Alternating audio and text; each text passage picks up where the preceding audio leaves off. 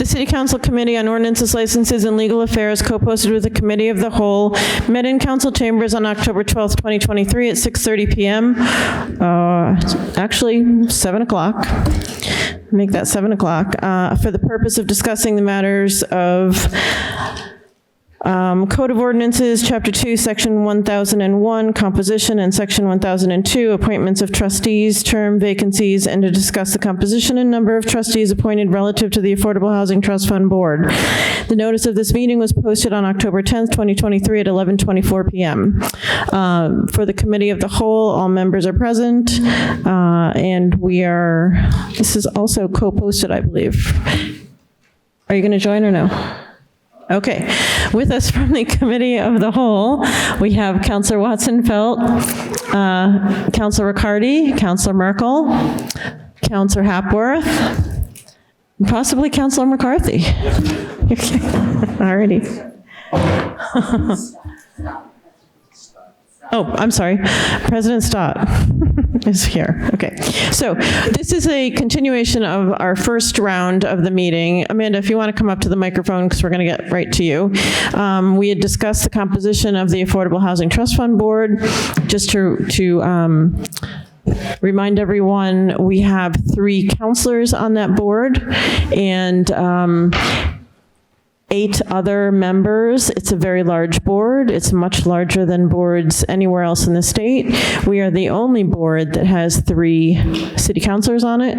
The legislation around this trust fund board specifies that the mayor appoints members of the board, and so we were out of compliance with state law, I think, by having 3 members appointed by the city council president.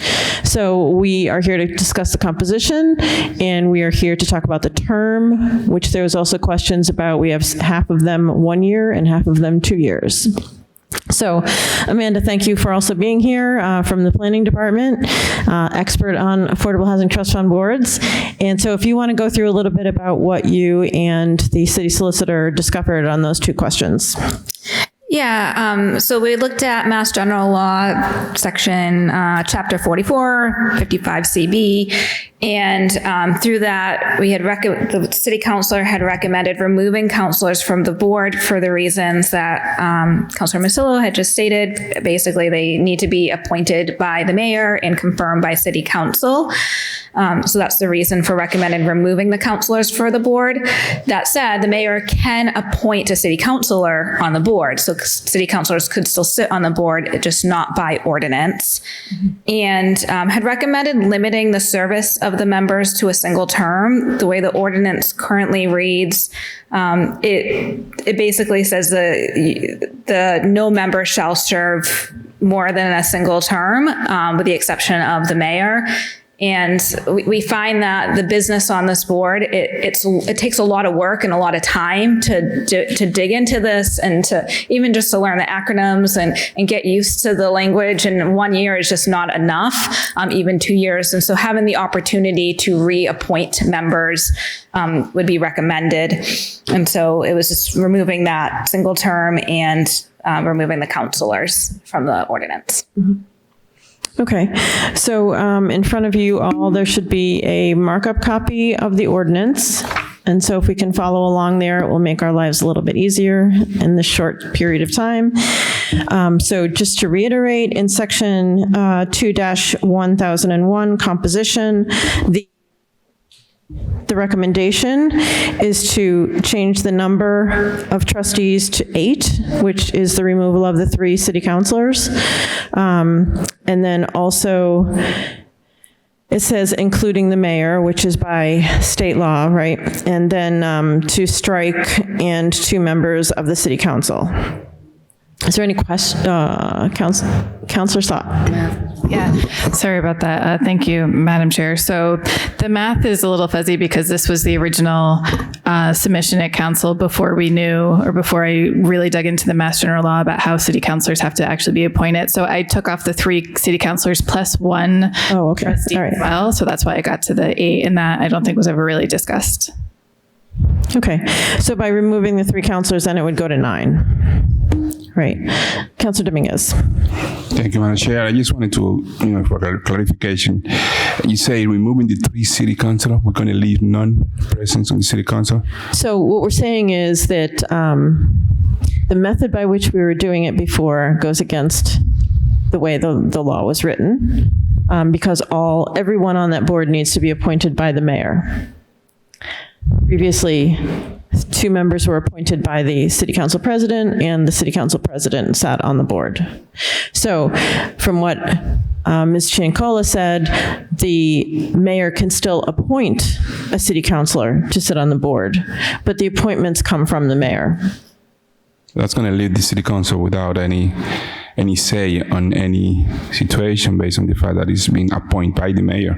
This is only one side, which we have a check and balance type of government. It's going to be, maybe in the future can create some chaos. So there is any way that the mayor can reduce his number and maybe allow the city council to appoint their own members. Not all 3, because I got the impression that we're going to have less city council members in the equation because of the fact of the numbers. But completely, yes, watch it out and leave every say on the executive side. I don't think it's right. Okay, can I just, I will point out that there's no other board with city councilors sitting on it. There's no other board. There is no other board in the state, no other Affordable Housing Trust Fund board with city councilors sitting on it.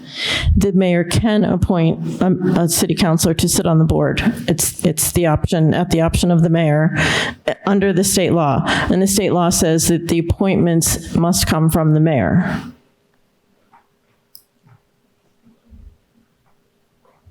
Councilor McLean. Oh, Councilor Cohen. Thank you, Chair Marcillo. At the last meeting, we discussed many people, not only on the council, but people from the public. The reason that having a elected public official on a board like this is potentially non-productive. It doesn't mean that the people who have served, I have served, many of the people on this council have served, you have, Councilor Dominguez, on this board, that we haven't done our diligence. But one of the values of city government, especially in Salem, is the hard work of volunteer residents. And many things that the Affordable Housing Trust Fund Board would create, some of the initiatives, inclusionary zoning, condo conversion, a lot of things that conform to the housing policies of the city do have to be eventually voted on by the city council. So it's not true that we don't have checks and balances. And I do want to express that I really like the math that President Stott came up with. I think it's really important for any board to have an odd number in case there is a vote. And I'm also, as I said at the last meeting, I'm also in favor of city councilors not being on this board. The fact that we have the mayor on the board is only because of state law. Thank you. Anyone else? Council McCarthy. Thank you. I just want to reiterate what Councilor Cohen just said.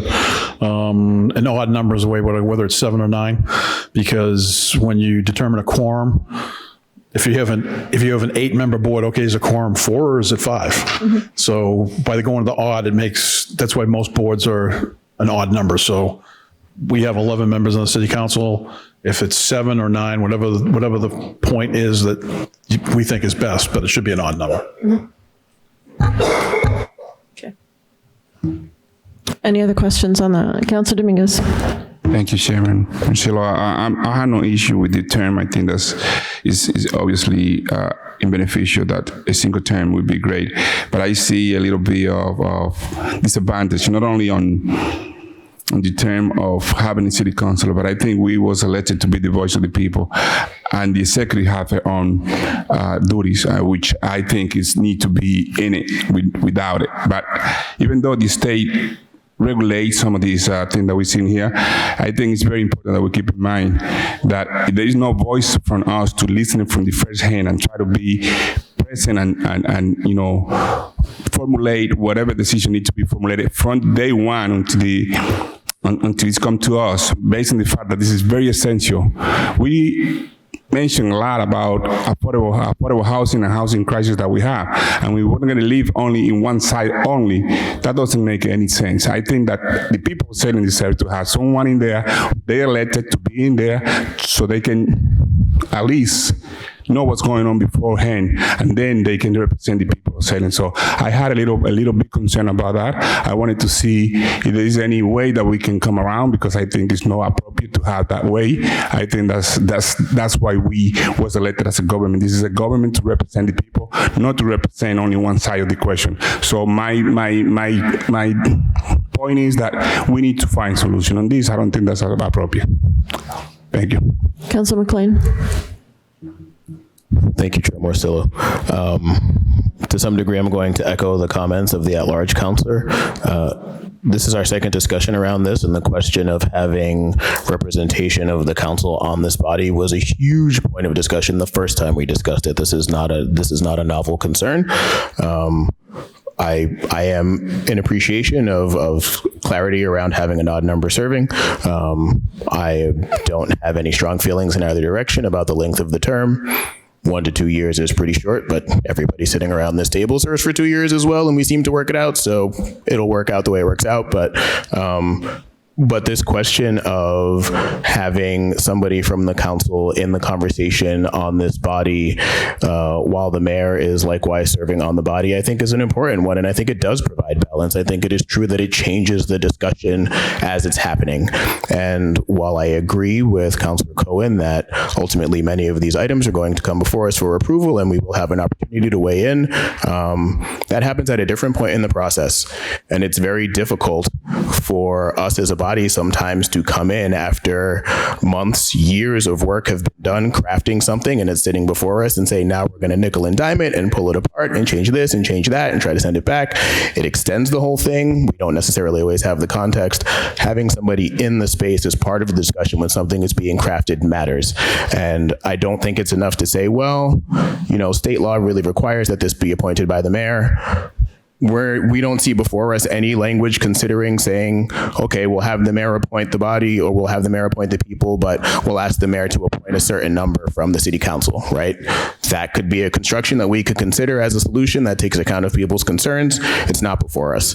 We've had the conversation. It was raised as a point of concern, but it's not incorporated into this. I agree that it's a bad idea to completely remove the council from this body in conversation, and I'm not in support of this like this. Can I ask you if the counselor needs to be a voting member in your mind? In my mind, the counselor does need to be a voting member, even if it's just one. I think it makes a difference to have somebody at the table with the executive office in the conversation that can provide some balance if there are differing points of view. I really need this little popper stopper back. Because as Councilor Cohen correctly noted, most of the rest of the body is just going to be citizens. Yep. They're going to be volunteers. And it doesn't matter what we say about how good we are or how good we try to be to people. There is a certain gravity that comes with our positions. And when you're in the room and you are sitting at a table with the mayor of your city, surrounded by people who've been appointed by the mayor of your city, and you're the person with a differing opinion, there's a power dynamic there. And having somebody else who can help to balance that makes a difference. Okay. I just want to be mindful of the time. We're a little bit delayed tonight. So I think that we have some outstanding questions we need to at least figure out with the city solicitor how to move forward, if we can move forward. And so I'm going to suggest that we allow whoever's in the room that came to make public comment, that they can make public comment. And then I think we should probably, if somebody would like to make the motion to keep this in committee and reset a meeting. So is there anyone in the room who would like to make public comment on this item? If you're here to make public comment, please approach the microphone.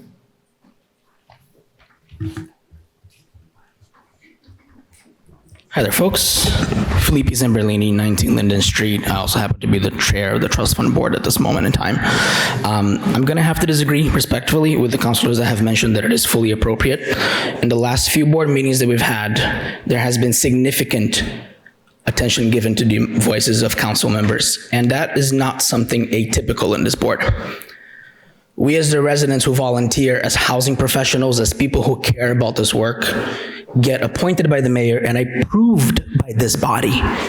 You're eventually today going to be voting on two people that I think are great people as part of this board. I recommended one. I spoke to the other at length. Other councilors here have done that. I believe Councilor Cohen has done that as well. You're all entitled to that. You're all entitled to come to the mayor and say, I have a great voice that I think should be here. Somebody who represents XYZ perspective on housing in the city. Can you please appoint them? You can reach out to the council, to the chair of the board and say, hey, I have this great person. Can we talk about having them here? You have power already over the authority of this board. Having another member on the board where historically, despite the good work that we've done, the voices of councilors supersede the voices of the public in this board is categorically inappropriate. It is a tool of silencing in some regards. It can often feel that way. So I want you to consider that as well, that when we volunteer to be part of this board, we mean business. We're trying to do good work for our city, just like you all mean business here sitting today. Your voices in that board have and should have equal validity to ours, but it has oftentimes not been the case. I didn't really want to bring it up because it can be something kind of touchy to discuss how each person speaks up or doesn't speak up. But it is often very hard for me, even as a chair, to tell a councilor, stand down, please. Let someone else say something. I have not done that, and I have failed at that as a chair. But I don't feel comfortable doing that. I, honest to God, do not feel comfortable telling a councilor to let someone else speak on that board, on that body. And so it has been the case that significant conversations on items are led by councilors and taken over by councilors. Oftentimes good stuff, and that does happen indeed. But I want you all to keep that in mind. And I do want to reiterate that this really should be an odd number. We've had some challenges having even numbers, even as folks are there. So please do consider that. Thank you.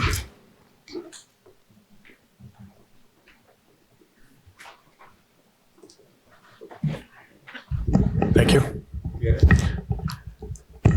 All right, as a common citizen, again, it boils down to this. You're about to vote on a couple of ordinances shortly.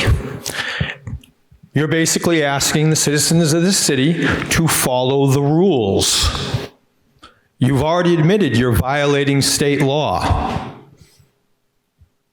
Boils down to, why should anyone listen to you if you won't listen to the people who are in charge of you?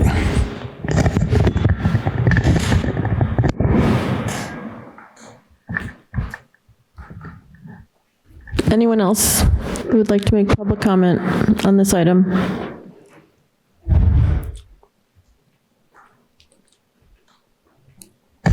Good evening, Councilors. Christine Mador, 20 Federal Street, Unit 8.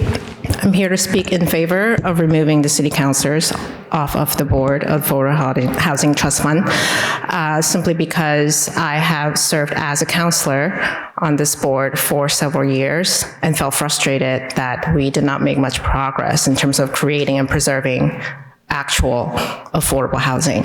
So if something is not working for more than 10 years, it feels like, then something has to be wrong. And knowing that the size of this body has been an issue with reaching quorum and be a significant obstacle for efficiency, effectiveness of this body. Removing the counselors, again, does not remove your ability to influence members of the board. And I reiterate what I said at the last meeting. Who is going to be serving on this board as a city councilor? Why does one councilor, let alone 3, get to serve on this board? What is the decision-making process that is making that check and balances that you mentioned so frequently tonight, that you allowed these 3 specific councilors to serve on this board? Who is checking the balances there? So it doesn't make any sense to have city councilors on this board when the effectiveness of these councilors have not been proven over the past several years. And so I didn't know that this body is violating state law simply by allowing city councilors to vote their own members onto this board. So that is a huge red flag that any citizen of the city could appeal and ultimately petition to change. So I would just make sure that you prioritize that major concern that now has been flagged by our own city solicitor. Thank you. Councillor Cohen. Thank you, Chair Marcillo. I move that we keep this in committee. Councillor McCarthy. Before we do that, not being a member of the committee, my suggestion would be when you go back to the city solicitor and you look at terms, that if we settle on a 9-member board, the mayor being one, that leaves 8 citizens. If you had if you had 4 members with 2-year terms staggered, that way at one point the whole board couldn't be replaced at once. If that makes sense. So if it's a 2-year term, you set it up so that the first 4 get. If we're going to hit the reset button on this one. Mm-hmm. Then you have 4 members appointed for 2 years, and then 4 members appointed for either 1 or 3, whichever seems appropriate. And that way there's some continuity within the board, so the whole board isn't changed at once. So 1 year, all 8 members are changed at once. That would be my suggestion moving forward. So I would put that toward the city solicitor as we're trying to rework some of the language. Thank you. Councillor Stott.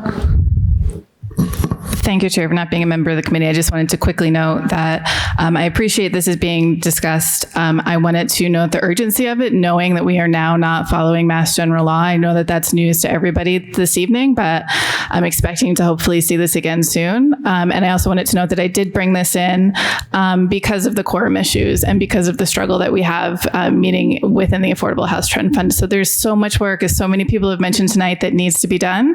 So I appreciate the urgency of keeping this moving. Thank you. Councilor Varela. Thank you, Chair Morse. I'd like to second Councilor Cohen's motion to remain in committee. Okay. Same? Okay. So we have a motion to keep this in committee, seconded by Councilor Varela. All those in favor? All those opposed? The matter carries. One more motion. Councilor Dominguez. Motion to adjourn. Councilor Dominguez, motions to adjourn. All those in favor? All those opposed? The matter carries. Thank you very much.